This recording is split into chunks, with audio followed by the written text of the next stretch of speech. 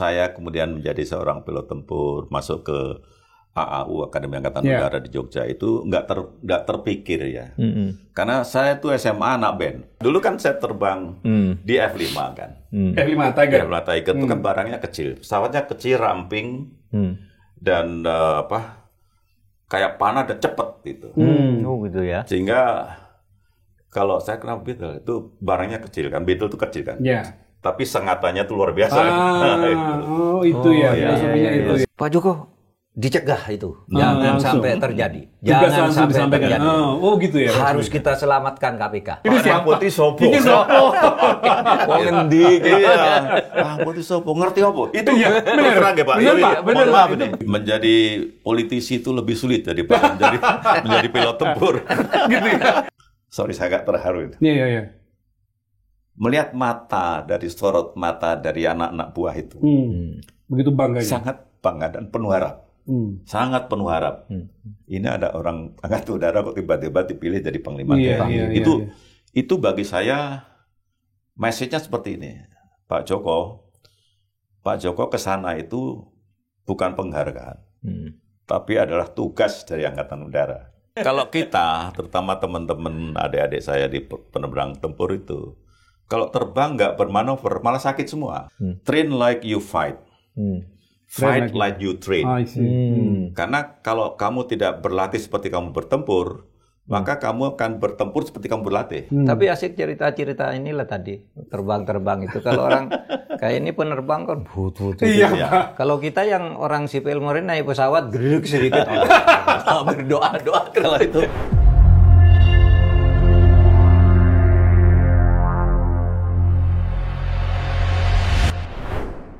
Pak Joko, makasih Pak. Terima kasih Pak. Ini Pak kesibukan saya sudah sekarang lebih banyak bisa bersilaturahim dengan teman-teman. Saya punya ruang sahabat nih di channel Mahfud MD Official. Nah, Pak Joko ini tamu yang kesekian. Ya? Iya Pak, sini Pak. Ini Mas Rizal. Terima kasih Pak sudah hadir. Terima kasih saya diundang. Boleh nggak merusuhi saya? Silakan. Kangen Pak, kita kangen. Terima kasih. Bapak tengah monggo Pak. Saya di sini. Iya Pak. Sini Pak. Di situ. Oh, di Kepung. Baik. Terima kasih. Pemirsa, alhamdulillah. Ruang sahabat. Saat ini saya mendapat seorang sahabat yang sangat banyak prestasinya, tetapi sejak menjadi pejabat beliau ini hampir tidak pernah tampil ke acara-acara televisi, ke apa dan sebagainya. Tapi beliau ini sahabat saya sesama Menko Polhukam. Dulu beliau menjadi Menko Polhukam pada era pemerintahan Presiden SBY ya. Dan beliau ini adalah orang dari TNI Angkatan Udara pertama di Republik ini yang menjadi Panglima TNI. Kemudian sesudah itu menjadi Menko Polhukam. Dan ketika beliau menjadi Menko Polhukam, saya menjadi Ketua Mahkamah Konstitusi, sehingga kami banyak berkomunikasi, sering ketemu dalam berbagai tugas dari lapangan yang berbeda, tapi kami bersinergi karena kami tahu tugas itu tidak terpisah-pisah. Ibarat orang main sepak bola, kita bagi tugas tuh kalau menjaga Republik, mencetak gol untuk mencapai tujuan Republik Indonesia itu kan ada center forward-nya, kemudian ada penyerang kanan, penyerang kiri, gelandang kanan kiri, kiper back gitu. Nah, kami berbagi tugas seperti itu di era pemerintahan Pak SBY sehingga relatif kerja-kerja kami menjadi nyaman, menjadi mudah. Dan itulah sebabnya saya perkenalkan ini Bapak Joko Suyanto. Beliau adalah Jenderal Purnawirawan TNI Angkatan Udara, seorang marskal, dan nanti kita akan tahu siapa beliau. Saya kira beliau sedikit dari penerbang yang sangat berprestasi di Indonesia ini, sehingga nanti kita bisa banyak menggali tentang beliau. Nah, Pak Joko sehat ya selama ini, Alhamdulillah. Pak ya. Salam Sehat. sama Ibu ya. Salam Sehat dan sama waras. Ibu. Sehat. Nah, ini istilah Pak Joko Suyanto sejak dulu. Oh, Kalau gitu, ketemu Pak? iya, sehat dulu. dan waras gitu. Itu perlu kita teruskan, Pak. Harus dipelihara itu. Kita nanti akan dipandu oleh Mas Rizal. Rizal Mustari. Iya. Silakan. Terima Mas kasih, Rizal. Pak Mahfud. Pak Joko sekali terima kasih, Pak. Ini harus Iya, Pak. sesama Menko Polhukam dilarang mendahului. Saling mendahului. Saya agak deg-degan berhadapan dengan dua mantan Menko, Pak. Dan saya tahu dua-duanya beliau ketika menjabat benar-benar jadi andalan presiden gitu ya. Pak Joko Suyanto waktu itu benar-benar jadi orangnya Pak SBY lah kira-kira gitu. Nggak bisa jauh-jauh dari Presiden SBY. Pak Mahfud juga begitulah kira-kira orang menyebutnya. Kalau Menko Polhukam itu semacam RI 3 lah ya. RI 1 Presiden, RI 2 Wapres, RI 3 bisa itu Menko Polhukam. Nah, dua-duanya ini menjadi andalan pada era masing-masing. Saya meneruskan sedikit dari Pak Mahfud tadi, Pak. Saya bilang, Pak Mahfud ngobrol, pengen ngundang Pak Joko gitu ya. Saya bilang, iya Pak ya, Pak Joko setelah beliau pensiun gitu, selesai menjadi Menko di zaman Pak Presiden SBY, jarang banget kita lihat Pak gitu. Sementara kalau lihat prestasinya luar biasa, mantan DSAU pertama yang jadi Panglima TNI, Pak. Iya, betul. Ya, jadi Angkatan Udara pertama yang jadi Panglima TNI dan Angkatan Udara pertama yang jadi Menko Polhukam. Menko Polhukam, ya. Iya toh, Pak, mirip-mirip dengan Pak Mahfud, Pak. Sipil pertama yang jadi Menko Polhukam. Gitu ya. Jadi kira-kira memang persahabatannya kayaknya memang saya bilang, iya Pak, kita perlu cerita banyak. Belum lagi bicara tentang penerbang tempur, Pak. Yang orang taunya beliau pejabat tapi tidak banyak mengulik tentang penerbang tempur. Nah, kita mau bicara itu, Pak. Kita mau bicara itu, Pak Joko. Jadi ini ruang sahabat ini memang didedikasikan bagi sahabat-sahabat Pak Mahfud, ya orang-orang yang dekat dengan Pak Mahfud, bicara tentang makna persahabatan, Pak. Ya. Jadi kita tidak bicara topik-topik yang serius, Pak, yang lagi besar diomongin sekarang. Ya kadang-kadang sedikit ke situ, tapi lebih umum pada persahabatan, Pak. Jangan yang berat-berat. Jangan yang Udah tua nih. Sudah pada tua soalnya. Pak, banyak netizen yang menanya ketika kita bilang mengundang Bapak, apa dong call sign-nya, nama terbangnya, Pak? Pengen tahu apa, Pak? Iya. Kan kalau kan ada film misalnya Maverick misalnya kalau Top Gun kan, Pak, Phoenix gitu ya, apa, Pak? Ya. Jadi pertama kenapa kok harus ada call sign? Ya, itu penting. Sebab di udara itu kita sangat egaliter ya. Antara pangkat yang lebih tinggi dengan adik-adiknya yang terbang bersama-sama untuk pelatih bertempur. Nggak boleh ada hierarki ya? Nggak Tidak, bagus, karena kita sesama Iya, pilot yang sehari harus iya. cover-mengcover. Harus saling melindungi, harus saling memberikan peringatan kalau ada apa. Nah, kalau tidak diberikan call sign, dipanggil nama Joko kan banyak. Iya. Pak Joko yang mana? Kalau misalnya yang terbang itu ada 2 Joko kan bingung kan? Iya. Sehingga udah lama sih ini udah.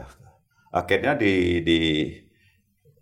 kita meniru juga dari negara luar bahwa pakai call sign itu lebih mudah karena itu inisial yang khas pada seseorang. Jadi kalau nama saya pilih Beetle. Beetle. Beetle. Oh, Beetle ya. Jadi biasanya yang saya pilih dia tanya 2 suku kata supaya ngambilnya gampang.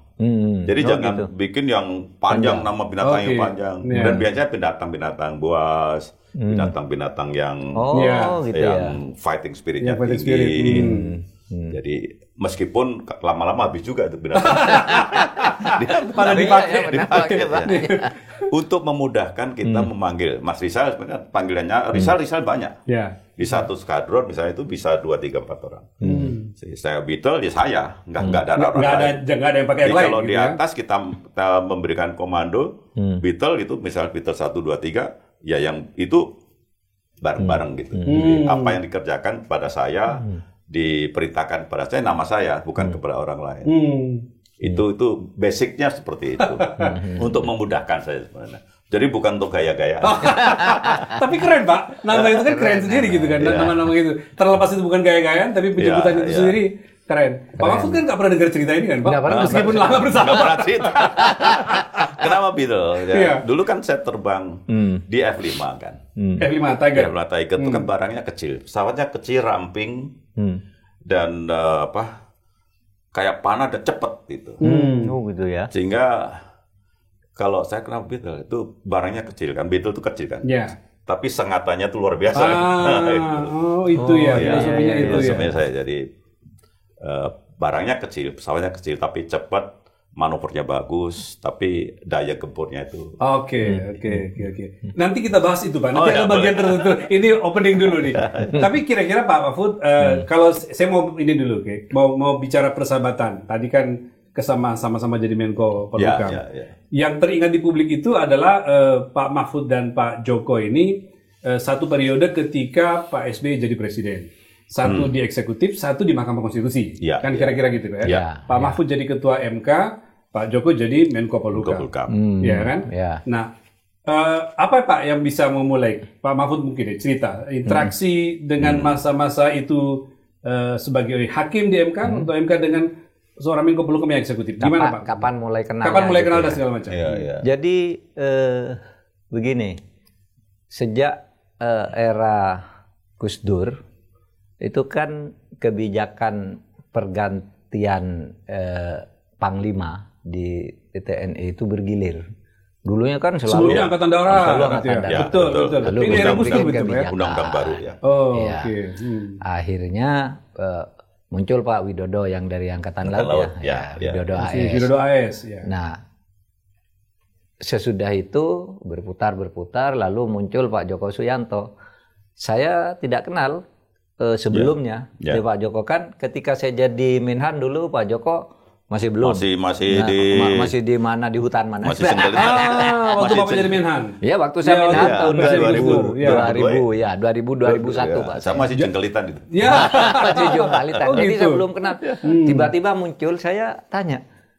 Saya enggak pernah ketemu nih ketika saya berkunjung ke daerah di mana kemana itu enggak pernah tahu. Kok tiba-tiba muncul gitu. Itu pengenalan saya yang pertama, kenalnya dari jauh gitu.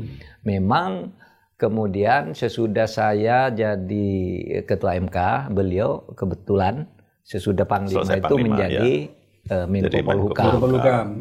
Nah, disitulah saya sering berkomunikasi dengan beliau dan enak rasanya dengan beliau. Ini kan orangnya ganteng juga. Iya Pak. Sama lah tidak kayak tentara kan. Iya Pak. Jadi mengubah persepsi orang tentang Menko Polhukam dan Panglima TNI kan. Beliau tampil dengan sangat simpatik, rapi, sisiran rapi seperti sekarang Pak. Dan beliau kalau nyanyi bagus Pak. Itu Pak. Sayang ini Pak, enggak boleh nih YouTube itu nyanyi gitu, nanti kena royalti. Kena royalti Pak. Kalau nggak apa-apa royaltinya kan ke Mas Rizal. Bisa minta Pak Joko nyanyi sebenarnya gitu. Pak Mahfud cerita pintu banget, saya cari di Google, wah keren banget nyanyinya beliau. Saya bilang, udahlah Pak, nanti kita taping setelah rekaman, kita minta beliau nyanyi di depan kita lah. Nah itu Mas, awal perkenalan saya. Lalu kami banyak terlibat dalam beberapa acara formal gitu ya, acara kenegaraan, tapi juga menyelesaikan masalah-masalah yang berkaitan dengan hukum dan pemerintahan dan politik. Gitu ya. Selalu ketemu ketika bicara itu. Selalu ketemu karena di zaman Pak SBY itu ada pertemuan rutin Pak ya, kita ya. Rutin dinamikanya tinggi, dinamika politik ketika itu. Tetapi Pak SBY kan sangat demokratis tuh. Jadi sering ketemu kita membahas apa gitu. Koordinasi antar lembaga itu bagus banget ketika itu ya. Tetapi tidak pernah Pak SBY itu personal. Kalau misalnya mau ketemu, mau bicara dengan ketua MK enggak pernah berdua, enggak pernah apa. Tapi yang betul-betul resmi kenegaraan itu ini ada ini yuk. Nah gitu. Itu sering dilakukan oleh Pak SBY. Pak Joko? Bapak teringat ya masa-masa itu? Boleh saya nambahin yang ini. Jadi beliau selalu bawa orang lain sesuai dengan apa yang mau dibicarakan. Oh, itu jadi khasnya kalau beliau misalnya dengan Pak Mahfud yang MK waktu itu pasti saya ikut. Menteri Hukum misalnya ikut. Lalu isunya apa? Jadi Pak SBY selalu begitu, selalu dengan orang lain yang memiliki portfolio itu. Ya, kalau tentang Pak Mahfud dulu yang setahu saya adalah waktu dengar Pak Mahfud jadi Menhan itu. Nah, jadi Menhan. Bapak waktu itu di mana? Saya tahun 2000 ya Pak? Iya, 2000. Tahun 2000 saya di Jakarta. Jakarta. Saya baru menjadi Panglima Kosek Hanunas Pertahanan Udara di Jakarta. Oke. Tapi ya masih bintang 1, masih belum kemana-mana lagi. Iya. Kaget pasti Pak mendengar beliau. Kaget. Ini siapa? Putih sopo. Ini sopo. Wong endi gitu. Iya. Putih sopo ngerti apa? Itu Iya, benar. terus terang ya Pak. Benar, Pak. Benar, Mohon maaf Pak. ini. Ngerti apa tentang pertahanan? Itu terus terang di teman-teman kita begitu. Iya, itu umum yang muncul ya. Waktu itu kan baru saja 98 Iya, baru reformasi, Betul. undang-undang TNI baru jalan 2-3 tahun yang masih kental sekali, yang TN tentara ABRI waktu itu hampir berapa puluh tahun seperti itu ya. Sehingga ada suara skeptis lah tentang beliau. Terus terang ya Pak, maaf ini. Saya merasa makanya Pak Mahfud sering bercerita itu Pak. Banyak yang mempertanyakan ini. Iya. Namun kita terutama saya merasa, karena paling tidak kalau belajar dari negara-negara lain kan, Menteri Pertahanan itu kan selalu banyak orang sipilnya. ya.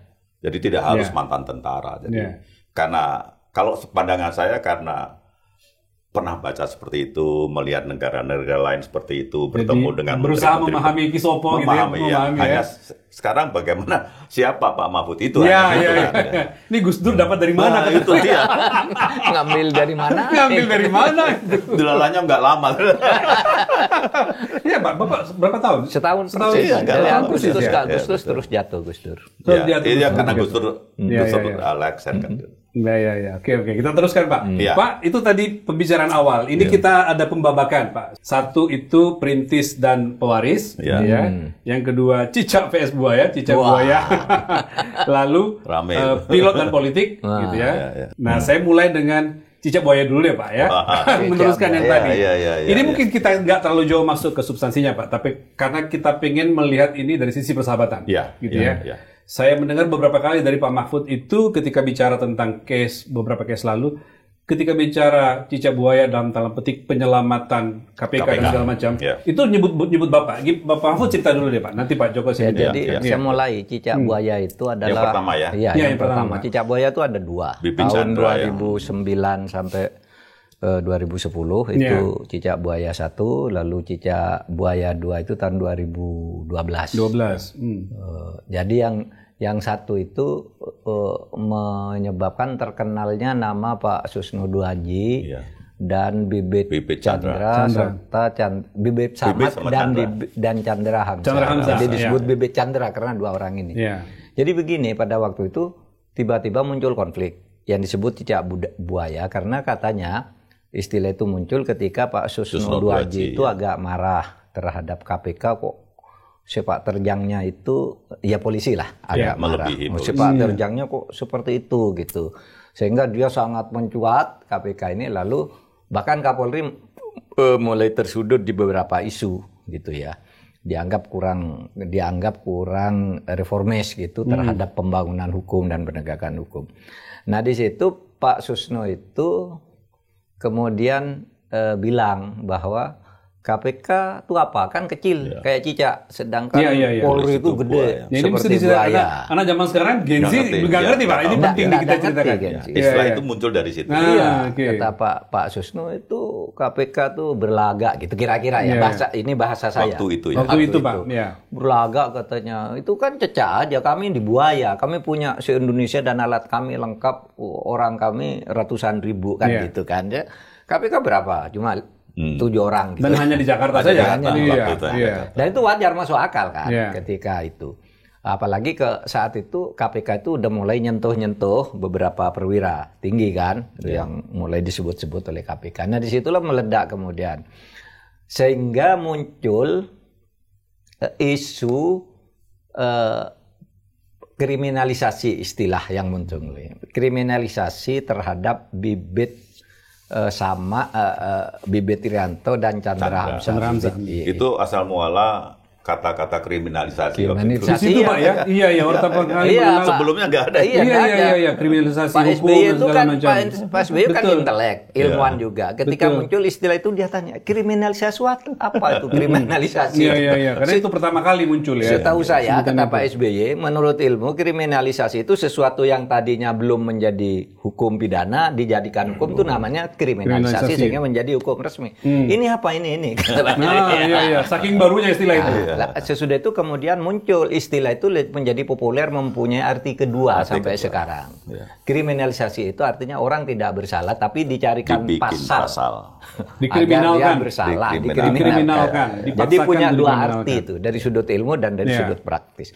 Nah, disitulah kemudian suatu saat bibit Samad dan Chandra Hamzah ini dijadikan tersangka lah. Gitu. Nah, sebelum itu sudah terjadi ketegangan. Sehingga suatu saat, ini hubungan saya dengan Pak Joko yang langsung nih. Yang pertama langsung ketemu langsung dalam sebuah pembicaraan yang agak serius.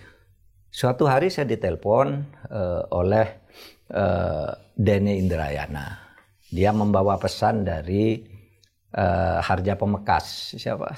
Heri Riana Harja Pemekas. Ya, dulu beliau di Pak KPK. Dulu, oke, mantan KPK Pak ya. Mantan KPK. Dia, Pak, itu Pak Heri Riana minta Pak Mahfud bicara dengan SBY. Itu udah malam, Mas, jam 10 gitu. Dengan presiden berarti kan maksudnya? Bicara, ada apa? Ini udah malam. Kan tidak gampang ketemu presiden, bicara dengan presiden kan harus janji dulu, apa kok masa suruh bicara.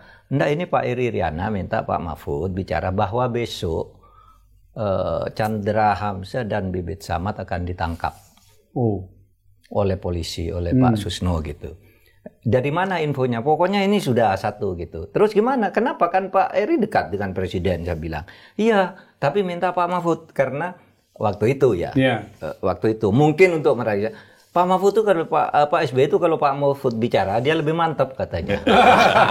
Saya disanjung untuk meyakinkan Pak Mahfud juga gitu. Saya disanjung-sanjung itu, telepon saya ke ajudannya Pak SBY. Pak, saya ingin ketemu Pak SBY besok sebelum jam kantor gitu. Penting sekali saya bilang. Terus kira-kira 5 menit gitu, kami lapor dulu Pak. Kira-kira 5 menit. Bapak besok ditunggu sama Pak SBY jam 5 habis sholat subuh. Langsung pagi. Ditunggu di kediaman? Ditunggu kediaman habis sholat subuh. Nah, saya datang subuh. Yang jemput saya di depan pintu tuh Pak Joko. Begitu ceritanya. Nah, di situ lalu kan berarti benar kan, ada yang penting sekali Pak SBY langsung ada Pak Joko di sampingnya. Itu subuh-subuh udah di rumah coba. Jadi yang menerima rumahnya dekat. Kan tetangga ya. Di Cikeas, warga Cikeas Pak ya. Yang mungkin kalau rumah saya jauh nggak dicuri. Itu merendah. Pak Joko lalu ada di sini pagi-pagi. Saya bilang terus sambil nunggu Pak SBY keluar gitu kita ngobrol. Disitulah banyak kami ketemu lah dari hati kami sama ini pandangannya banyak. Nah banyak yang sama. Lah sudah itu Pak SBY keluar, saya lapor Pak ini begini Pak Bibit Samad dan Chandra Hamzah ini mau ditangkap Pak ini. Apa betul kata Pak SBY? Pak Joko dicegah itu jangan sampai terjadi. Jangan sampai terjadi. Gitu ya. Harus kita selamatkan KPK gitu. Langsung tuh spontan Pak ya. Pak Joko harus segera gitu. Pagi itu juga nggak jadi penangkapan waktu itu. Saya nggak tahu ngomong apa itu waktu itu. Pokoknya nerima perintah aja. Saya mau dengar sekarang dari beliau Pak. Gimana Pak? Bapak mengingat masalah itu apa ya? Kan kelihatan penting sekali karena Bapak berdua jadi diserahkan untuk intinya bahwa Pak SBY itu tidak mau mencampuri ini urusan hukum, urusan pidana. Itu sama sekali beliau. Oleh karena tindak lanjut dari ini kan beliau membentuk tim 8 Tim 8. Ingat, Pak. Tim yang sangat independen, orang luar semua, tidak ada orang pemerintahan, hanya satu orang pemerintahan, Pak Denny Wamen waktu itu. Tapi dia posisinya sekretaris tim 8. Ketua timnya waktu itu Buyung. Adnan Buyung Nasution. Adnan Buyung, Anies Baswedan, lalu Prof. Hikmahanto segala macam, ada banyak ahli hukum juga. Dari polisinya kalau nggak salah Pak Rusman Hadi. Jadi orang tidak perlu curiga ini maunya pemerintah gitu ya. Ini dikasih orang benar-benar diberikan pada beliau-beliau itu yang di luar pemerintahan. Tolong case ini seperti apa? Kalian yang bekerja. Saya hanya naruh Pak Denny, tadi ahli hukum, menteri hukum, tapi sebagai sekretaris. Jadi ngerubah titik koma, barang situ aja. Bekerja teknis lah ya. Bekerja teknis. Dan mereka lah sebenarnya hasil dari tim 8 itu akhirnya bisa diselesaikan lah. Kasus cacak buaya 1-2. Tapi itu bisa diselesaikan, ada Menko Polhukamnya juga gitu ya. Iya tuh Pak Mahfud. Itu beliau memantau kan. Ada cerita dari pada waktu lagi ribut. Ini kan orang ahli hukum semua. Kita tahu kalau ahli hukum semua harus satu pasal itu berhubungan 5 hari kan. Bisa banyak sekali yang muncul. Pak Hikmahanto waktu saat itu, mohon maaf Pak Hikmahanto, beliau patah hati. Artinya patah semangat karena ini kok nggak selesai-selesai. Berdebat gitu ya? Saya maunya gini, kok ini sana gini. Akhirnya beliau mau mengundurkan diri. Oh, Pak Hi waktu itu mundur. Iya, bertemu saya. Karena nggak selesai-selesai. Nggak selesai dan engkel-engkelan terus di antara mereka. Ya. Sama-sama ahli hukum. Aktivis ahli hukum semua. Terus ketemu saya, Pak Mata begitu. Kita ini kan diminta lah, kita ini ahli-ahli semua. Menyelesaikan masalah yang sangat krusial di negara ini. Masa kayak gini aja menyerah. Hanya gitu saja ngomong saya. Pak Joko ngomong gitu. Masa urusan kayak gini aja di antara bapak-bapak yang ahli-ahli ini menyerah. Nggak jadi. Akhirnya ketemulah solusi ya yang dirumuskan oleh tim 8 itu. Nah, hasil tim 8 itu kemudian yang dipakai untuk mengatasi, Pak Mahfud. Ya. Tim 8 itu yang kemudian, karena sesudah itu ada lanjutannya, sesudah penangkapan itu berhasil diblokir oleh Pak SBY dan Pak Joko, kan ini masih panas nih situasinya. Tiba-tiba Chandra Hamzah dan Bibit Samad dijadikan tersangka. Dan langsung ditahan. Nah, menurut undang-undang pada waktu itu, kalau Komisi Pemberantasan Korupsi itu menjadi tersangka harus diberhentikan menurut undang-undangnya. Nah, sini Pak Antasari sudah masuk tahanan karena satu kasus. Itu ya, sudah duluan, ya. Lalu diambil Chandra Hamzah dan Bibit Samad. Kan lumpuh KPK. Nggak boleh mengeluarkan itu. Bahaya betul kalau itu terjadi. Nggak akan korup. Disitulah Pak SBY kemudian kita harus selamatkan KPK, mengeluarkan Perpu beliau. Di sisi lain saya di MK itu menerima pengujian yang menyatakan bahwa kalau komisioner KPK itu tersangka harus diberhentikan. Judicial review nih? Judicial review yang ngajukan Bambang Wijoyanto, pengacaranya itu. Terus di situ saya putuskan dengan mendengarkan rekaman pembicaraan. Orang jadi tersangka itu bisa tidak benar loh. Itu bisa karena kriminalisasi loh. Apa buktinya? Disetelah pembicaraan antar pejabat itu. Di sidang itu? Oh, iya. Di sidang MK. Wakil Jaksa Agung, LSPSK, Anggodo Wijoyo. Semua tuh ngatur untuk nangkap Chandra Hamzah. Jadi memang ada konstruksi mafia itu bekerja gitu ya? Sikat saja ini. Apa caranya? Pokoknya dia nerima suap gitu. Si Bibit Samad waktu itu ketika dituduh nerima suap itu, saya ada di Peru, ini paspor saya, ini tiket saya. Chandra Hamzah, kamu nerima suap di tempat parkir sana katanya. Ini fotonya bahwa tanggal sekian mobilmu di situ gitu. Loh itu kan belum bukti. Cuma dibilang belum bukti tapi nanti bicara di pengadilan aja gitu. Udah tersangka kan disangkap. Lalu saya batalkan tuh undang-undang yang menyatakan harus diberhenti itu, saya batalkan pasalnya. Sebelum diputus oleh pengadilan bahwa bersalah, harus kembali ke kantor. Dijemput oleh timnya Pak Adnan Buyung. Tim 8 itu. Itu sudah puluhan ribu orang demo. Jemput Chandra Hamzah dan Bibit Samad. Semakin terbojok kan. Menegangkan sekali Pak itu. Sangat. Menegangkan sekali. Di sinilah kerjasama saya Pak. Saya dengan Pak Joko, dengan Pak SBY, dengan teman-teman gitu. Semakin semakin dekat, semakin mengerti kita harus selamatkan KPK ini. Ya Pak, saya sambil mendengarkan itu moral story-nya kan luar biasa nih pemimpin-pemimpin kita waktu itu. Bagaimana niatnya menyelamatkan KPK, situasi kaos yang bisa dihandle dengan baik dengan tegang, tapi itu ya. Peristiwa cicak buaya 1. Ceritanya seperti itu sampai akhirnya mulai stabil. Chandra Hamzah, Bibit Samad lalu kembali. Jadi Pak Joko ketika itu clear betul ya Presiden SBY itu komitmennya dia untuk menjaga KPK itu udah kelihatan betul kan gitu ya. Satu itu. Dan beliau tidak ingin masuk terjun terlalu dalam di masalah urusan hukum. Karena itu bukan wilayah eksekutif. Tapi dia di wilayah yang sangat-sangat holistik. Dijaga betul itu ya. Dijaga betul. Marwahnya dulu kenapa KPK didirikan segala itu kan di level-level kepala negara harusnya. Iya. Dan kebetulan saja kita punya partner yang sama asik ya alam pikirannya. Pada waktu itu KPK itu harus itu yang mungkin yang bukan begini yang membuat Pak Mahfud merasa dekat betul dengan Pak. Tapi rasanya waktu itu biasa-biasa aja. Memang belakangan baru sadar Pak. Betul. Kalau ketemu cuma salaman gimana Pak Joko? Seger waras. Selalu begitu Pak. Sampai teringat sama Pak Mahfud. Sehat dan waras. Masih ingat sekali sekarang belum. Padahal itu udah hampir 15 tahun yang lalu. 15 tahun lalu, betul. 15 tahun lalu. Satu satu lagi Pak, jadi memang kerasa ya. Jadi saya bukan mau mengkaitkan sekarang. Sekarang kan memang agak persoalan hukum ini jadi Pak, jadi ramai sekali. Nah, waktu itu kan kita melihat banyak sekali kasus-kasus yang menunjukkan eksekutif itu betul-betul tidak ingin mencampuri urusan. Sangat ini. Kalau misalnya kita ambil case-nya Pak Presiden SBY, kan sampai urusan besan yang dimasalahkan hukum beliau diam, Mbak. Tidak. Gimana Pak Mahfud melihat itu kalau lihat sekarang? Pak SBY kalau soal penegakan hukum, konstitusi, tertib beliau. Tentu setiap pejabat, setiap presiden punya kepentingan politik yang ingin dia bisa mengambil keuntungan dari itu biasa. Tapi Pak SBY itu selalu ikut aturan. Gimana caranya ini? Gimana? Pastilah, dia pejabat kan punya kepentingan politik pasti. Tapi dia perhatikan betul aturan, nggak mau sembarangan gitu. Bahkan kalau bicara dengan saya gitu, nggak bisa hanya berdua begitu. Harus ada orang lain agar tidak dituduh mempengaruhi. Sampai begitu ya? Sehingga suatu saat ketika saya membatalkan bahwa orang pemilu itu hanya yang terdaftar di DPT, tapi saya batalkan dengan KTP boleh, ingat Pak ya, paspor boleh. Pak SBY sedang kunjungan kerja di NTT. Enggak, di NTT. Saya baca putusan jam 5, Pak SBY nelpon dari sana, disorot oleh TV. Saya bicara dengan Ketua MK tidak pribadi ya, saksikan ya katanya.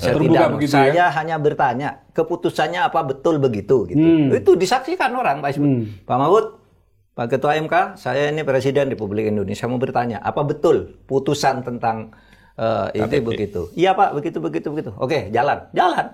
Artinya maksud saya dia itu tidak ingin juga bicara berdua langsung karena apalagi manggil saya nggak pernah, ngundang ya dalam rapat, manggil gitu nggak pernah meminta Ketua MK datang. Nggak pernah. Kalau ngundang dalam arti rapat karena ada formal ini, ada itu formal dan rame, ada Pak Joko, ada Pak siapa, bahkan ada pertemuan rutin zaman Pak SBY ya, 2 bulan sekali. Itu semua lembaga negara dan Menko ikut. Yang rutin selalu ada. Per 2 bulan, Pak. Per 2 bulan atau 3 bulan ya. Seperti ada. Semua kepala lembaga. Di luar dari yang isu-isu yang memang harus penanganan yang khusus ya. Ada itu. Ada. Dan itu selalu Bapak lalu bawa itu para Menko itu. Iya. Asik tuh zaman itu gitu. Ada ingatan lain Pak? Ada Pak Joko punya ingatan lain nggak? Kan ada cicak ini. Cicak 2. Cicak 1 dan Cicak 2? Bisa. Iya. Cicak 2? Cicak 2 ini rame. Iya. Jadi tadi tim 8 sudah selesai. Cicak 2 itu kan antara KPK lagi dengan Korlantas Polri itu ya. Iya. Soal Korlantas. Simulator. Itu kan ribut kan. Mungkin Pak Mahfud nanmai kalau saya agak lupa. Malam-malam beliau telepon saya. Pak Menko, ada apa Pak? Saya masih di kantor, beliau tuh masih di kantor pas itu. Kan sebelahan kantornya. Iya, dekat Pak ya. Ini kok polisi ini kok ajudan saya kok pada kabur semua. Iya, menarik Pak. Betul. Kenapa gini? Terus beliau mungkin beliau bilang, apakah saya tadi ngomongnya terlalu keras ya? Kan beliau Pak, karena statementnya terlalu keras. Nanti dulu saya tanya dulu Kapolri. Saya telepon Kapolri, kenapa gini. Artinya Kapolri juga merasa mungkin Mas, dia bilang Pak Menko, beliau yang ngawal Pak Mahfud itu dengar apa yang beliau statement. Beliau kan orang Madura. Jadi kalau nggak ada yang disembunyikan Pak. Opo jari gitu. Keluar semua Pak. Betul, keluar semua. Itu mereka rasanya katanya Kapolri ini tidak terima lah yang udah mengawal beliau, tapi kok polisi dibegitukan. Dari Kapolri, udah gini aja lah, tarik aja dia, tapi ganti, saya bilang gitu. Tapi ganti orang lain. Diganti juga gitu. Iya diganti, jadi seru Mas waktu itu. Jadi serem itu beliau. Jadi ternyata nelfon pertama ke beliau ya, ke Pak Menko dulu ya. Pak saya kan nggak tahu. Iya. Saya Pak Andi juga saya telepon, Andi Malarangeng, terus ke Pak SBY. Saya sampaikan, Pak, saya ini tidak punya ajudan, saya bilang, ditarik oleh polisi. Kenapa ditarik? Tidak tahu. Tiba-tiba mereka semua berbaris di depan saya, Pak, saya mengundurkan diri. Saya tahu kan, kalau mengundurkan diri kan tidak boleh Polri itu. Berarti ini ada yang merekayasa pasti. Ya sudah, saya tidak berdebat dengan dia. Sudah, saya tidak ada pengawal Pak, sampai 2 hari. Saya telepon beliau, telepon ini. Akhirnya datang Pak Wahyono, Kapolda. Iya, betul. Mungkin dimarahi kan. Bukan sama saya kan ke Kapolri. Lewat bosnya gitu ya. Iya, saya kan ke Kapolri. Iya. Minta Pak Wahyono tuh Kapolda, Pak Ketua MK mohon maaf yang sebesar-besarnya. Bapak adalah pejabat ring 1. Oleh sebab itu keamanan Bapak tanggung jawab kami sepenuhnya. Tuh anak-anak nanti mau kami beri sanksi. Kenapa mengundurkan diri? Bapak sekarang minta ajudan dan pengawal yang kayak apa? Ini Kapolda Metro nih. Kapolda Metro. Ya. Pak Wahyono itu datang sore-sore gitu. Ya Pak, saya kan tidak punya masalah. Waktu itu kan saya bikin move. Kalau saya tidak dikawal polisi, saya kan punya anggaran dari APBN. Saya mau nyewa pengawal swasta. Betul. Kan banyak tuh swasta-swasta menyiapkan itu. Itu Madura banget dari itu. Saya mau Sering penuntut itu lu nggak mau gue ladenin kayak kira-kira gitu ini ya. nggak boleh. iya, WSB juga. Iya. Pokoknya saya menyewa detektif swasta, menyewa pengawal swasta gitu. Waktu itu rame, akhirnya datang Pak Wahyono. Clear sesudah itu malamnya datang semua. Berapa Bapak perlu pengawal, berapa perlu ajudan kayak apa nih pilih. Ini yang terbaik. Saya enggak tahu mana yang terbaik. Bapak aja pilihkan saya yang terbaik. Saya bilang, saya kan enggak kenal orang. Nah sudah itu baik Pak dengan Polri. Ini baru satu cerita aja udah heboh nih, nostalgia nih. Saya dengar ada juga case ketika menghandle Aceh Pak. Iya. Gimana Pak? Jadi Aceh itu kan waktu itu pilkada Aceh. Iya. Itu KPU udah mengeluarkan keputusan dan udah sampai tahap 3 prosesnya itu. Iya. Tapi Partai Aceh yang sudah boleh ikut pilkada tidak ada di dalam keputusan KPU itu. Iya. Udah tembak-tembakan lagi. Ya. Padahal baru selesai proses 6-7 tahun. Iya betul. Proses 7 damai. Ribut itu dan saya malam-malam telepon beliau. Wah, kok bestinya ditelepon lagi nih. Telepon Pak Mahfud ini. Masalahnya kan masalah hukum. Lagi saya harus bicara kan beliau. Betul. Ini kita harus bicara, kita harus ketemu karena masalahnya di Aceh itu sudah panas lagi. Yang tadi luka itu baru kering itu kan gatal-gatal. Ini Pak, masih bulan madu gitu mereka tiba-tiba harus muncul lagi. Di lapangan sudah tembak-tembakan. Oh iya. Nah ini yang tidak sadari KPU. Pak Mendagri akhirnya saya minta telepon ke KPU. Kenapa? Kenapa nggak you batalin mulai dari awal lagi? Pak, KPU nih versi KPU. Pak, kalau saya kerjakan itu, saya melanggar undang-undang. Iya betul. Saya bisa dituntut. Iya. Waduh, bingung kita berdua. Gimana ini? Tapi saya lapor juga ke beliau. Ya, beliau tahulah di lokal yang menyelesaikan Aceh. Beliau kan tidak mau Aceh itu bergolak lagi kan. Pak Mahfud, situasinya seperti ini. Kami berdua akan ke sana menghadap Bapak. Ketemu, kita jelaskan tentang ini, prosesnya bagaimana. Pagi-pagi saya udah datang. Ya, berdua sama Pak Gamawan. Berdua, Mendagri, kawan Fauzi. Saya jam 7 udah nunggu di depan kantor beliau. Ke kantor MK, Pak? Iya, kan nggak jauh. Kan dekat ya. Bersebelahan. Terus kita masih berdebat itu. Salah satunya, udah biar aja nggak apa-apa. KPU terus saja. Itu waktu nggak salah Pak Akil Mukhtar. Iya. Terus saja nggak apa-apa. Tunggu dulu lama. Saya bilang gitu. Ini di lapangan udah tembak-tembakan. Kita ini yang tahu betul di lapangan seperti apa. Bahkan di sini.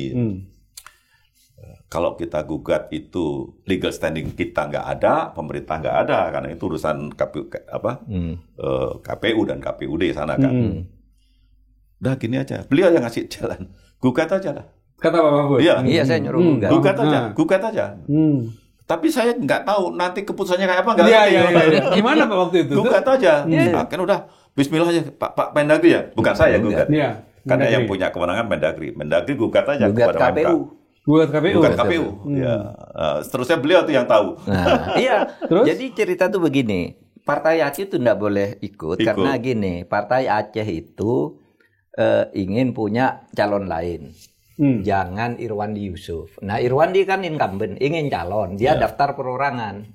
Partai Aceh marah. Di Aceh calon perorangan itu hanya 1 kali menurut undang-undang pemerintahan Aceh. Untuk pertama kali pilkada di Aceh itu bisa calon perorangan. Nah yang kedua berarti harus partai kan.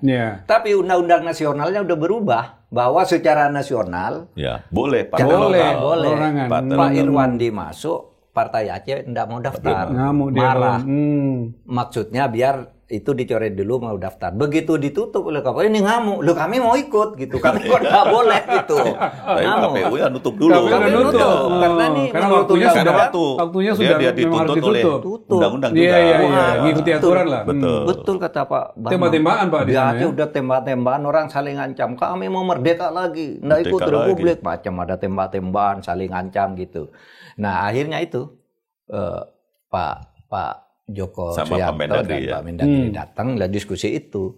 Terus gugat itu, saya bilang karena mau gugat aja, saya bilang. Gimana ya nanti aja. KPU-nya marah ketika digugat. Kenapa kami digugat? Kan benar. Gitu. Ya benar soal undang-undang gitu.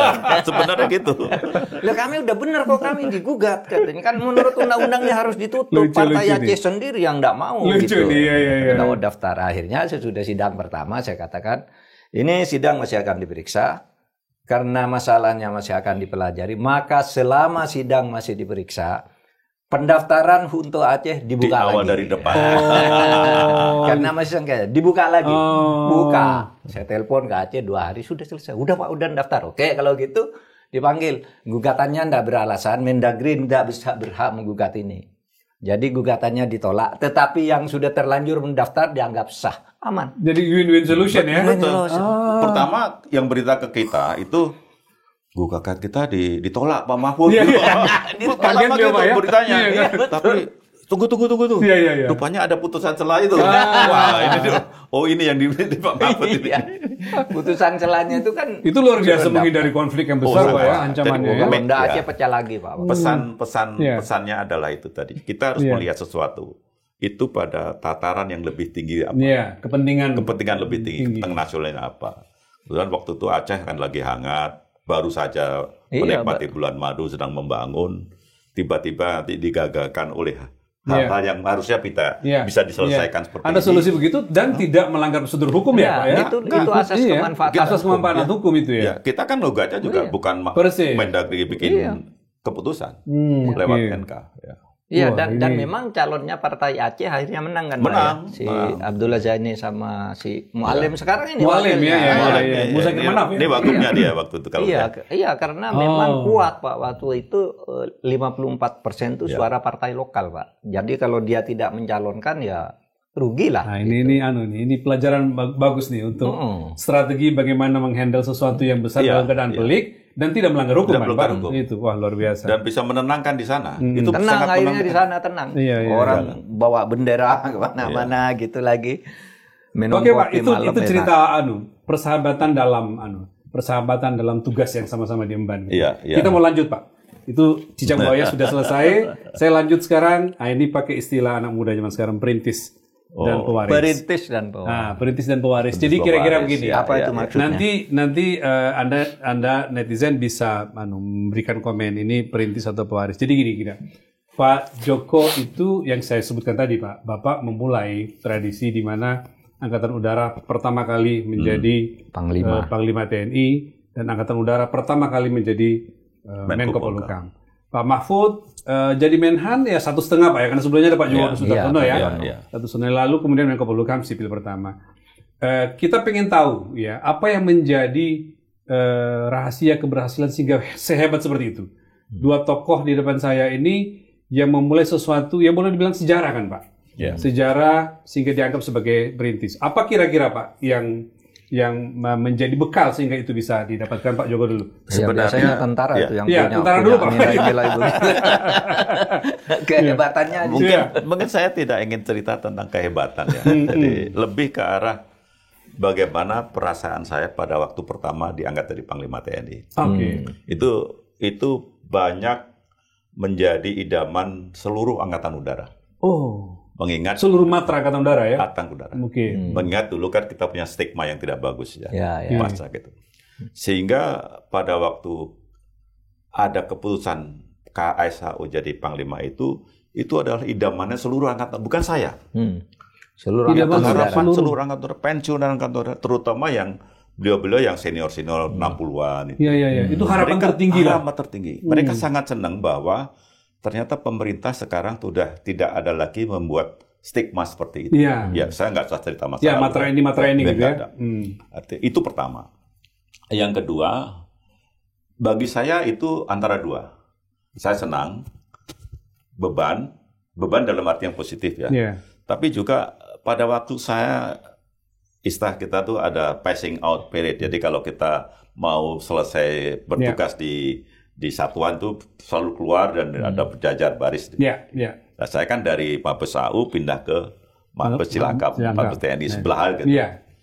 Naik mobil itu saya melihat, sorry saya agak terharu. Melihat mata sorot mata dari anak-anak buah itu. Begitu bangganya. Sangat bangga dan penuh harap. Sangat penuh harap. Ini ada orang angkatan udara kok tiba-tiba dipilih jadi Panglima TNI. Itu bagi saya message-nya seperti ini. Pak Joko ke sana itu bukan penghargaan, tapi adalah tugas dari Angkatan Udara. Itu yang dalam benak saya. Amanah besar dari Amanah besar. Itulah yang jadi pegangan saya ketika lari ke sana. Sejarah bagaimana menjadikan saya ke Angkatan Udara, mau cerita lucu apa serius nih? Monggo Pak, monggo. Dua-duanya. Ini waktunya kita mendengarkan cerita itu sekarang. Pertama kalau KSAU kan selalu idaman setiap insan angkatan lah. Angkatan Darat dari Kasat, Angkatan Laut dari Kasal, Angkatan Darat dari KSAU. Sama dengan saya jadi Angkatan Darat. Di Matra itulah ya. Itu udah ultimate-nya bagi seorang Matra. Tapi kalau kemudian jadi Panglima TNI, ada 4 hal. Kebetulan, tanda kutip kebetulan. Yang pertama adalah ada reformasi. Gitu Pak ya. Karena kalau nggak ada reformasi, perubahan undang-undang TNI tidak akan terjadi. Karena ada perubahan undang TNI, berubahlah kesempatan untuk kepala staf Matra Angkatan lain untuk menjadi tadi Pak Widodo. Yang kedua di undang-undang TNI itu, sebenarnya itu kan keluarnya 2004. Kalau undang-undang lama, saya pensiun 2005. Sehingga saya harusnya udah pensiun satu tahun depan itu. 24 Oktober. Saya harus pensiun 25 Desember.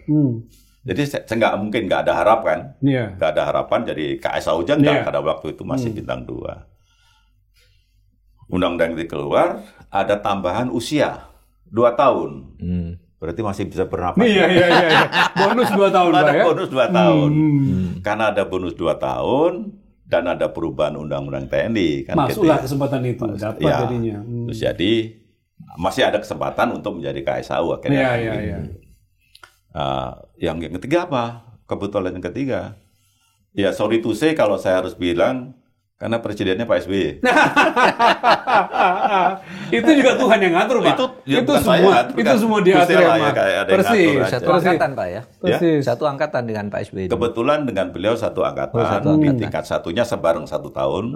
Hanya beda batalion. Satu batalion itu hampir berapa orang kan, ratusan orang sehingga dia tempat yang lain, jarang interaksi memang. Tapi kita satu angkatan 73 berarti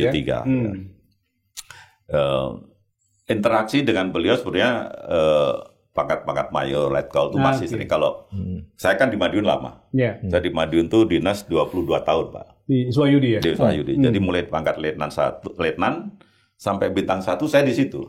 Jadi kayak kata dalam tempurung sebenarnya. Iya, lama di Suayudi. Karena di zaman itu pesawat tempur itu hanya di situ. Dan di Malang. Nggak ada tempat lain. Tapi kemudian berkembang kan bisa disebar kemana-mana. Sehingga memang mayoritas profesi saya sebagai pilot itu di Madiun. Tapi kalau ada kesempatan ke Jakarta, itu biasanya Pak SBY itu ngundang teman-temannya lah. Masih pangkat mayor letkol kan nggak bicara macam-macam, kumpul-kumpul aja. Dia belum kelihatan yang apa-apa lah motivasinya ya. Hanya memang beliau selalu biasanya dalam 1-2 kali pertemuan itu ngundang seseorang. Apakah ekonom, apakah politisi, begitu ya. Untuk ngajak ngobrol aja. Iya. Dan waktu itu apakah kita nanti mau jadi apa nggak tahu. Belum ada gambaran. Nggak ada gambaran. Persis. Kita mau tukar pikiran sebelum. Sama. Gimana Pak? Karena saya monggo. Saya itu kan dulu aktivis kampus Pak. Iya. Di zaman Orde Baru itu agak susah kalau anak aktivis itu untuk berkarir di pemerintahan dan sebagainya. Biasanya sudah diseleksi betul. Diawasi, nah, orang seperti saya tidak mungkin bisa ya ngajar-ngajar aja lah tugasnya gitu. Tiba-tiba ada reformasi seperti Bapak. Tiba-tiba ada reformasi. Mirip ceritanya. Jadi kan semua orang boleh itu. Tiba-tiba ada reformasi, peraturan berubah, orang boleh jadi apa saja gitu kan. Pokoknya bersaing secara bebas. Tiba-tiba presidennya Gus Dur. Iya. Irisannya sama. Irisannya sama. Tiba-tiba presidennya Gus Dur lalu narik saya ke situ gitu. Dengan berbagai romantika ceritanya, di mana saya tidak pernah membayangkan dan sebagainya, tiba-tiba Gus Dur narik begitu kan. Nah itulah mulai perjalanan saya masuk ke pemerintahan. Sampai akhirnya ke habis jadi menteri ke DPR, habis DPR saya ke MK udah sebelumnya. Habis menteri DPR lalu ke MK. Ke MK. Nah dari MK berhenti dulu masuk ke BPIP sebentar, lalu Menko Polhukam gitu. Sama beliau akhirnya ujungnya di Menko Polhukam. Itu yang ngatur Gus ya. Betul Pak, betul. Itu ya, ada yang ngatur di atas kan. Saya mau masuk sedikit, jadi kan Bapak di Panglima TNI, lalu Menko Polhukam, Pak Mahfud di Menhan, terus jadi Menko Polhukam juga. Saya melihat di situ ada amanat yang diemban bagaimana menjalankan proses reformasi di TNI. Kan kira-kira gitu Pak ya. Bagaimana mengamankan itu? Bagaimana Pak itu? Jadi kalau mau dilihat sebagai sebuah kesamaan di era itu Pak Mahfud dan Pak Jokowi gimana Pak? Jadi pada saat waktu Pak SBY manggil saya untuk jadi Kasau dan Panglima TNI itu pesan pertama adalah amankan proses reformasi TNI. Itu pesannya. Pesan pertama. Nanti ada cerita lagi bahwa bagaimana saya harus menjual itu ke Pentagon.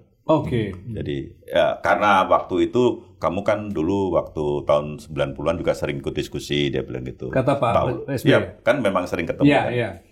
Proses reformasi bagian Pak SBY dulu tahun 90-an seperti itu kan sering komunikasi juga. Sehingga kamu kan tahu prosesnya seperti apa. Itu cerita aja lah. You tahu yang akan you hadapi dan you tangani sendiri lah. Dan alhamdulillah memang karena sejalan antara yang diberikan tugas oleh presiden dan presidennya akan lebih mudah saya melangkah. Saya akan lebih sulit melangkah apabila apa yang menjadi pikiran saya untuk reformasi TNI itu berbeda dengan pimpinan kita kan gitu. Ini karena ada chemistry yang sama sering dan arah berdiskusi tujuan bareng dan segala macam. Bagaimana reformasi TNI ke depan itu mudah kita. Untungnya lagi karena kami kebetulan meskipun beliau tetap saya hormati sebagai presiden, hubungan kita kan pernah satu angkatan, itu lebih mudah kita untuk berkomunikasi, berdebat, berkomunikasi, diskusi gitu akan lebih mudah, lebih cair gitu antara beliau dengan saya. Sehingga kita bisa meneruskan proses-proses reformasi yang telah disusun zaman beliau dulu di awal 2000-an itu kan. Pak Mahfud merasakan hal yang sama ketika menjadi Menhan kan ada bagaimana menata reformasi TNI, Polri dan segala macam di posisi masing-masing. Sebelum Menhan kan kami ada di hutan belantara mana, hutan belantara politik maksudnya. Ini di mana yang tidak mungkin naik lah ketika itu. Tiba-tiba dipanggil jadi Menhan. Ya seperti ini diberitahu Pak Mahfud. Intinya kalau resminya ya, guraunya banyak, lucunya banyak. Tapi intinya pesannya Pak Mahfud, tolong buat aturan hubungan sipil militer agar tidak jadi diskusi tidak karuan tuh. Buat aturannya, masukkan dalam hukum tata negara kita. Pak Mahfud di sana gitu. Pesannya ya seperti itu. Dan menjadi lebih mudah karena kalau Pak Joko dengan Pak SBY teman seangkatan. Kalau saya dengan Gus Durnya tuh memang kan banyak gurau dengan siapa gampang gitu. Kadang-kadang enggak mau nyuruh-nyuruh memberi nasihat langsung kan kalau Gus Dur tuh bergurau dengan cerita-cerita yang lucu itu baru pesannya nih begini katanya, cerita begini pesannya disampaikan. Sehingga kita enak dengan Gus Dur, ceritanya lucu-lucu aja tapi kemudian kita nangkap apa sih ini yang mau dikatakan sebenarnya oleh Gus Dur gitu. Nah, karena merasa Gus Dur itu kan orangnya kadang-kala tidak mau merasa keminter kira-kira. Kan enggak pernah kalau rapat. Arahan gini enggak bergurau-gurau aja tapi orang nangkap pesannya. gitu. Masalah perdamaian, masalah apa gitu. Begitu. Jadi kalau pakai bahasa anak muda sekarang ini mungkin masuk kategori pewaris, Pak. Jadi bagaimana pewaris. Pak Joko meneruskan apa keinginan Presiden SBY kan kira-kira gitu ya.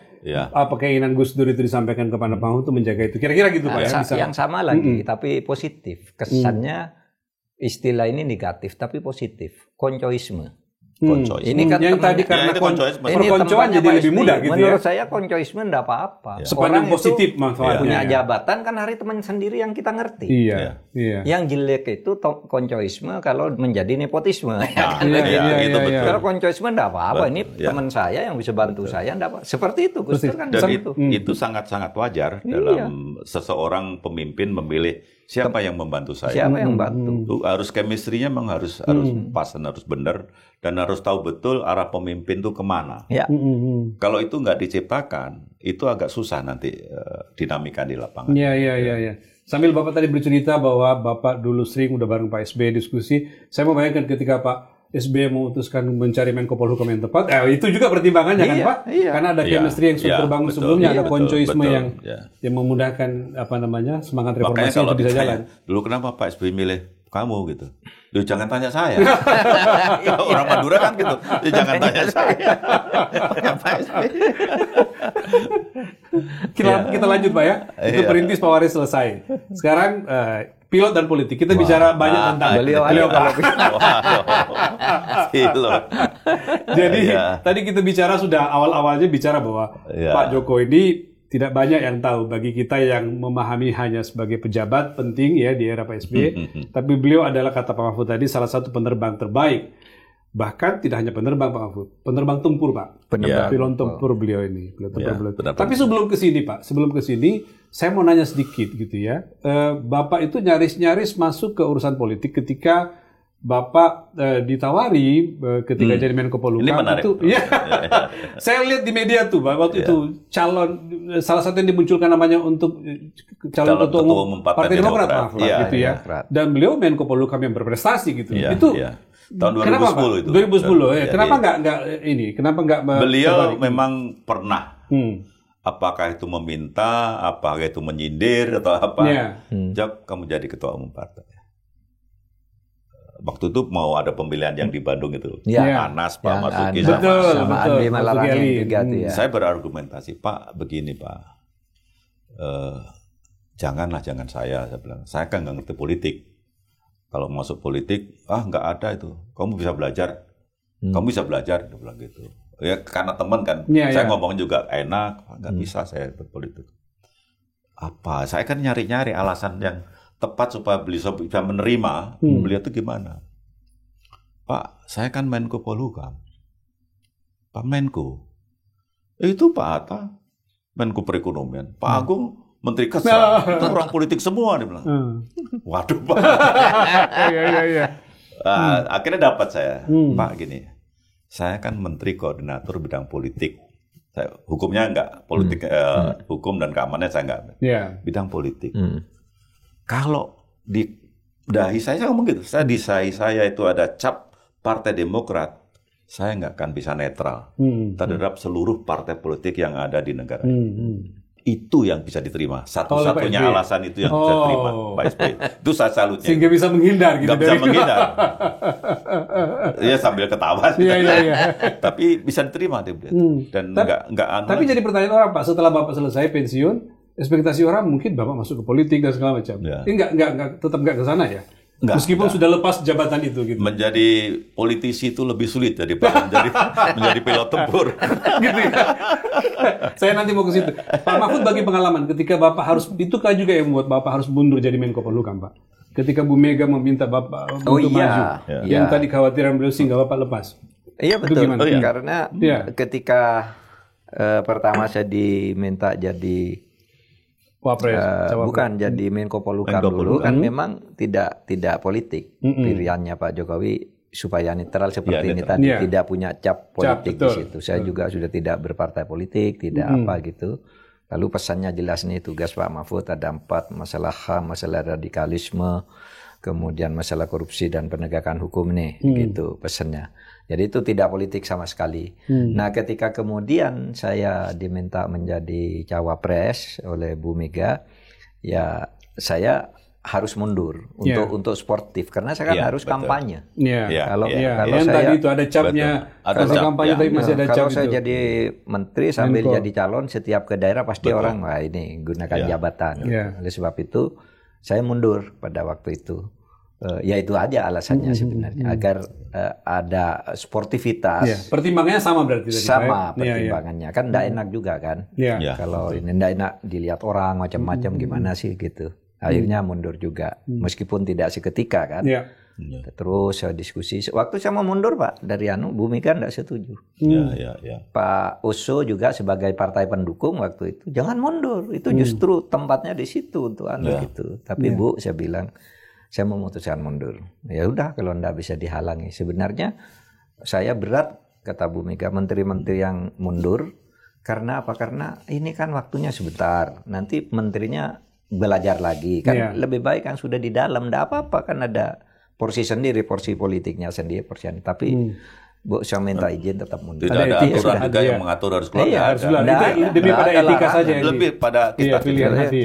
Akhirnya saya mundur dan pamit baik-baik ke Pak Jokowi. Pak Jokowi juga bagus.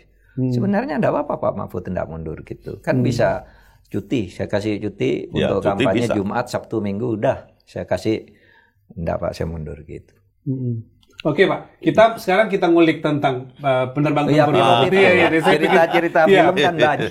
Dicerita dong Pak, Bapak gimana sih ceritanya bisa menjadi angkatan udara terus jadi penerbang. Penerbang pun bukan penerbang biasa tapi pilot tempur dan segala macam itu agak-agak mengerikan mendengarkannya. Jadi, kita pengen dengar Pak. Ya sebenarnya kalau saya kemudian menjadi seorang pilot tempur masuk ke AAU Akademi Angkatan Udara di Jogja itu nggak terpikir ya.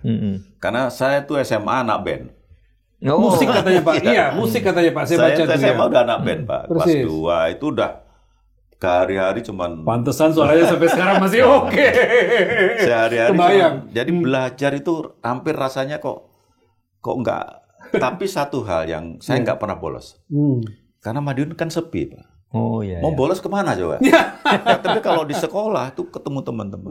Dan kita memang setelah selesai sekolah, kita grup band SMA itu latihan terus. Jadi sadar-sadar itu setelah kelas 3 SMA. Kuartal pertama. Baru ingat. Ini habis SMA kemana kita? Iya. Oh gitu. Ketika tuh saya lagi mikir kan orang tua saya waktu itu masih belum pangkatnya, masih letnan apa serta mayor agak lupa waktu itu. Ya alhamdulillah diterima di Akabri Angkatan Udara waktu itu masih Akabri di Jogja. Tahun 70 daftarnya di Jogja. Ke 70 itu tingkat 1 kita dididik 1 tahun di Magelang integrasi. Ada Daratul dengan semua matra ada Pak Prabowo waktu itu kan presiden. Itu bareng masuknya bareng ya. Pak Ria Mizar, ada Pak Sutanto, Pak SBY, Pak Tanto. Pak Tanto, 73 betul. Kasalnya Pak Slamet Subianto. Sama Kasal yang ganti saya Pak Herman. Jadi di tingkat 1 masih nggak tahu bayangan ke depan kayak apa kan ya. Kayak kita di Pelunco mahasiswa tingkat 1 kan. Terus lulus dari sana 1 tahun, hampir 1 tahun di Magelang itu interaksi kita dengan beliau-beliau itu yang dulu sama-sama itu hampir nggak pernah ada. Karena terlalu sibuk digembleng tuh dari seorang sipil menjadi seorang prajurit. Jadi masuk ke angkatan waktu itu nyela sedikit ya.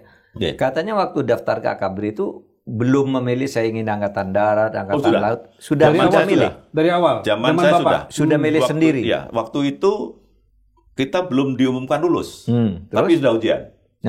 Belum ada pengumuman lulus ujian, tapi sudah ada pendaftaran. Maksudnya SMA, ujian SMA. Oke. Udah ujian SMA, belum ada pengumuman lulus, tapi udah bisa daftar di Akabri. Udah dibuka pendaftaran. Ke angkatan maksudnya. Angkatan. Saya mau ke angkatan udara, saya mau ke polisi, bisa itu ya. Waktu itu yang buka pertama kali yang saya alami itu Malang, angkatan laut. Oh ya, saya dengar cerita itu Pak. Bapak daftar malah gagal di situ ya? Malah gagal angkatan laut Pak? Ya pokoknya siapa aja lah, yang penting sekolah gratis. Untung gagal Pak, kalau nggak jadi panglima TNI. Saya daftar ke angkatan laut di Malang. Saya gagalnya, ingat saya di hari kedua psikotes. Ya sudah, gagal ya rasanya ya udah biasa, gagal aja. Yeah. Terus nyari ini lagi, Angkatan Darat mau buka lagi minggu depan. Lari saya ke Jogja. Karena tesnya nggak bareng? Nggak bareng. Oh, okay. Angkatan Darat juga beda. Yeah. Tapi saya waktu itu kok larinya ke Jogja, daftar Angkatan Udara. Daftarlah di Angkatan Udara, diterima di Jogja. Bener-bener nasib. Jadi, kalau lanjut Angkatan Laut belum tentu jadi Menko, Pak. Karena psikotanya bukan jadi pelaut. Iya. Oke, lanjut. Nah, di Jogja kan 3 tahun itu kan 1 tahun di Magelang, di Jogja 3 tahun itu belum sampai jadi pilot. Tapi korps saya waktu itu adalah teknik pesawat. Oh, jadi ada pembagiannya? Ada teknik pesawat, bagian elektronika, administrasi. 3 kelas. Oh, 3 kelas, Pak ya. Belum ada penerbang di situ ya? Belum, setelah lulus. Waktu zaman saya setelah lulus dari itu 3 tahun, lulus baru dipilih lagi dari 3 itu untuk jadi pilot. Nah, 73 lulus, 74 sampai pertengahan 75 sekolah pilot di Jogja juga. Oh, oke. Jadi setelah itu baru sekolah pilot. Setelah lulus itu kan, tahu kan? Akademi, sekolah pilot 1,5 tahun lah. Lalu gimana ceritanya bisa jadi penerbang pilot tempur, Pak? Kan ada pilot. Setahu saya pilot angkutan. Ada tempur, ada angkut, ada helikopter waktu itu. Ada helikopter, betul. Itu sebenarnya yang bisa menentukan para guru instruktur itu. Oh, gitu ya. Jadi kalau dari tingkat ke dicari yang paling cerdas dan paling berani. Jadi kita terbang tiap hari itu ada rekornya, ada nilainya. Oh, gitu ya. Tiap terbang, Pak, bukan tiap hari. Kan sehari bisa 2-3 kali terbang. Iya. Tiap terbang tuh ada rekornya. Ada rekornya. Oh, kalau dia pas manuver ini bagus atau tidak, itu tiap hari. Jadi selama 1,5 tahun itu kalau segini nih. Dulu kan masih kertas, Pak, tidak ada komputer. Iya. Rekornya tuh segini. Ya, ada rekornya. Oh, oke. Grid sheet lah, grid sheet. Ada bagus tidaknya, bagus atau jelek, buruk, itu ada grid itu. Disiplin nah, itu kewenangannya ya ada di instruktur yang menilai. Biasanya di ranking 1 sampai 5 atau 6, 7 itu masuk ke pesawat tempur. Bukan berarti jelek ya, bukan berarti yang lain itu jelek, tidak. Tapi adalah di ranking yang menurut para instruktur itu orang ini cocoknya di sini. Orang ini cocoknya di pilot tempur. Orang ini cocok di angkatan. Orang ini cocoknya di helikopter. Jadi bukan masalah dia pandai atau tidak. Tidak, bukan itu. Pasti ya terbangnya pasti dinilai juga. Tapi yang lain-lain juga dinilai. Nah, kebetulan saya berempat itu ditempatkan di Madiun waktu itu. Di Madiun. Ketika sudah jadi pilot tempur? Sudah jadi, lulus, penerbang, ditempatkan di Madiun. Ya sudah. Selama di situ mulai dari 75 sampai 97 saya di situ itu. Ya dari pesawat-pesawat yang lama ya. Pesawat T-33, Sabre, yang terakhir F-5 itu. Pak Mahfud nggak nanya? Nggak khawatir gitu jadi penerbang sekaligus tempur, Pak? Kan mengerikan kan, Pak? Nggak. Udah penerbang gitu ya, tempur pula kan gitu. Saya kalau membayarkan nonton film itu kan ngeri. Itu dia, Pak. Pak, kalau saya kalau terbangnya diam-diam aja malah pusing. Karena itu lebih karena harus manuver yang bisa karena biasa. Oh, gitu ya. Ya, kita terbang tuh harus bermanuver karena ibaratnya kita masuk ke penerbang tempur, pertama diajar kalau di karate itu kata. Jurus-jurus kalau silat. Jurus mengelak, jurus meninju, jurus menendang. Kalau kita ya jurus bagaimana bermanuver pesawat, menembak, meroket dan sebagainya. Sampai pada jurus kumite. Jadi kalau sudah sampai lulus pada tahap tertentu, dilatih benar-benar perang, menembak, ngebom, bertempur dengan pesawat yang lain, itu dilatih terus. Dan itu harus tiap hari atau paling tak 2 hari sekali dia harus terbang. Oh gitu ya? Untuk melatih dan memelihara profisiensinya.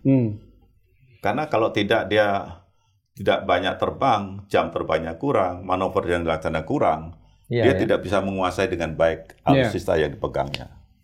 Itu memang require-nya memang harus begitu ya. Pak Mahfud, beliau ini disebut sebagai penunggang macan, Pak. Karena ketika itu yang lagi hebat waktu itu F-5 Tiger, Pak. Tahun itu. Dan beliau jadi penerbang tempur. Gimana Pak ceritanya tuh? Itu waktu sebelum itu 75 sampai 79 itu di Madiun pesawatnya masih lama, Sabre. Terus tahun 79 saya sekolah instruktur pilot di Australia.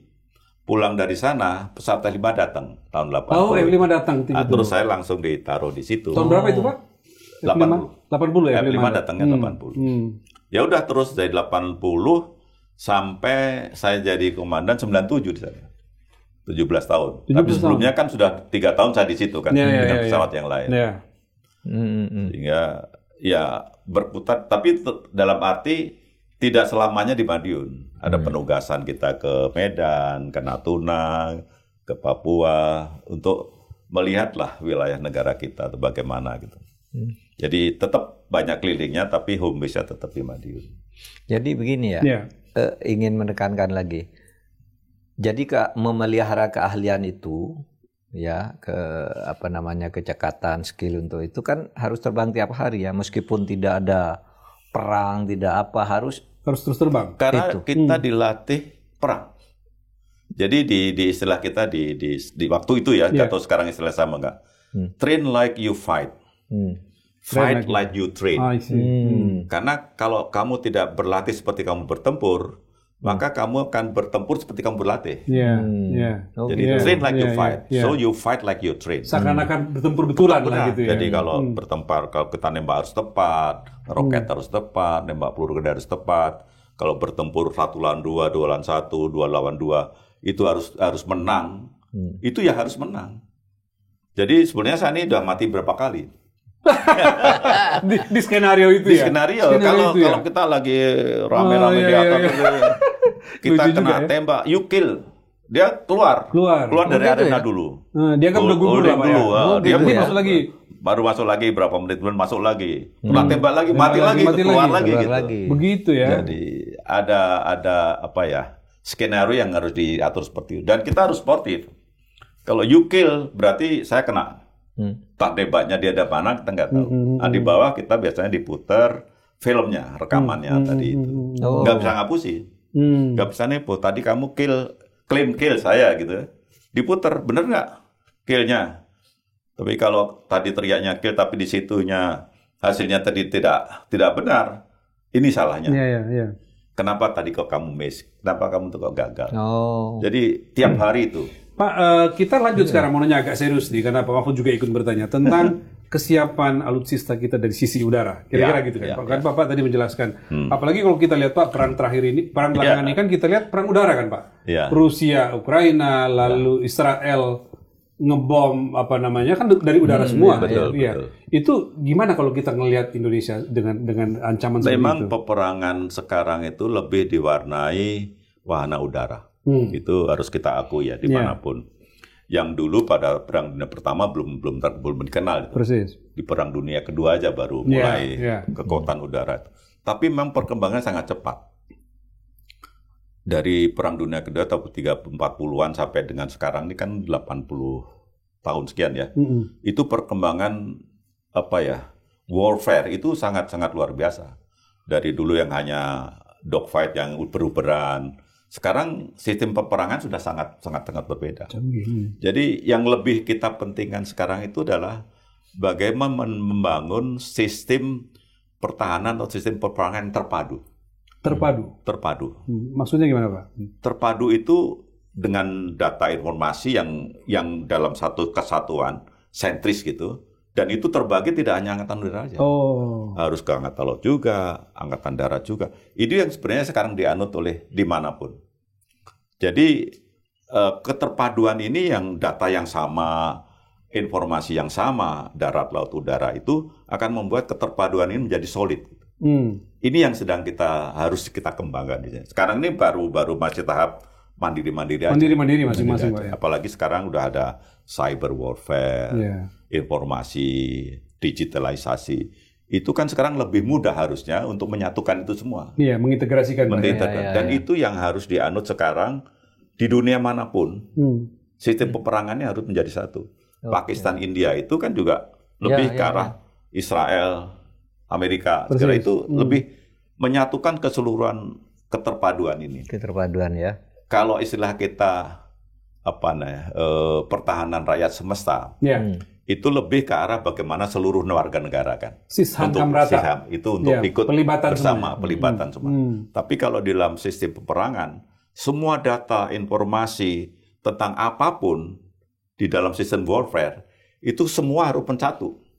Informasinya harus satu, linknya harus satu. Bayangnya kalau dashboard itu ada semua di satu papan itu kan, Pak. Dan itu bisa tersebar ke lini manapun. Iya. Itu yang sekarang harus dikembangkan kan menurut saya. Jadi bukan banyak-banyakan pesawat dari negara mana, secanggih apa, enggak. Kalau itu semua tanpa ada keterpaduan tadi, sistem pertahanan yang terpadu lemah itu. juga. Tapi asik cerita-cerita inilah tadi, terbang-terbang itu. Kalau orang kayak ini penerbang kan but. Iya. Kalau kita yang orang sipil murni naik pesawat geruduk sedikit, berdoa. Kalau itu sebenarnya untuk membesarkan hati kita. Oh gitu. Membesarkan nanti yang suka sering-sering naik pesawat, kalau ada kayak gitu-gitu. Iya. Pilot kan nggak pengen mati juga. Gitu Pak ya. Iya, katanya kan nggak pengen mati juga. Pak. Iya. Waktu saya Minhan tuh sering bawa pesawat kecil Buffalo, Pak. Oh, Buffalo, ya. Isinya 12 atau 18. Jadi saya kemana-mana bawa itu ke daerah-daerah. Ada itu ya. Iya, saya dulu bawa itu. Iya. Ke daerah-daerah yang bandaranya kecil. Landasan pendek. Iya. Kemana saya bawa itu enak juga. Kalau kita, terutama teman-teman adik-adik saya di penerbang tempur itu, kalau terbang nggak bermanuver malah sakit semua. Oh gitu ya? Gitu ya Pak ya? Ya karena dia harus berlatih terus Pak. Muscle-nya harus dilatih, situation awareness harus dilatih, musuh saya di mana, lihat radar musuhnya di mana. Itu harus dilatih tiap Tapi hari. dengan kondisi tenang begitu berarti tidak pernah tempur jadi latihan terus Pak? Pernah tempur? Itu latihan tempur itu. Nggak, maksudnya di situasi tempur betulan? Nggak ya? Iya, tadi train like you fight itu. Oh itu, menggunakan itu sebagai sebuah. Jadi kalau misalnya di bawah, tadi kamu kill 3 kali, itu malu lah kita. Oh isi. Lu kalah terus lu gimana sih? Iya. Udah kayak kalah perang betulan lah ya. Gitu ya. Jadi kalau orang bilang, saya udah mati berapa kali pun hidup lagi. Gitu ya. Oh gitu ya. Oke, Jadi menarik. ada alat itu bagus. Begitu kata kill bener atau tidak, di screen besar itu ada gambar dulu nih ya, bukan sekarang. Dulu itu gambar peti mati langsung. Di pesawat itu langsung berubah peti mati. Oke, dia harus awal dulu di arena. Langsung tewas ya. Gugur di medan perang. Jadi manuver kita jenggelitan di atas, ada upek-upekan nggak karu-karan itu bisa dilihat di bawah. Iya. By the way, kapan terakhir naik pesawat bawa terbang? Saya terakhir Menko. Ya, masih sempat bawa. Saya Menko, tapi nggak boleh duduk di depan. Bukan nggak percaya, tapi kan untuk menjadi first pilot duduk di depan itu kalau pesawat tempur harus proficient dulu. Iya. Saya duduknya di belakang. Tapi untuk bikin manuver apa aja masih. Masih ya. Kawan-kawan Pak Mahfud ya aja Pak. Yang berdoa. Tapi kalau sama saya kan Pak Mahfud, saya nggak mau terbang diem loh. Makanya. Yang satu berdoa, yang satu manuver. Jadi manuver saya berdoa aja. Jadi kalau beliau berputar-putar pusing, saya kalau dia pusing. Gitu ya. Iya Pak. Menarik. Baik Pak, terima kasih sekali Pak Joko. Terima kasih luar biasa Pak. ya. Iya. Mari Pak, terima kasih. Sampai ketemu lagi. Thank you so much. Terima kasih ya teman-teman. Netizen semua, followernya Mahfud, inilah bincang kita di Ruang Sahabat yang menghadirkan sahabat Pak Mahfud, Pak Joko Suyanto, yang luar biasa ceritanya. Yang ternyata mereka bestie, mereka temenan dari dulu. Terima kasih Anda sudah memperhatikan, mudah-mudahan ini memberikan inspirasi bagi Anda untuk terus maju dan maju sekali lagi. Sampai ketemu berikutnya. Terima kasih.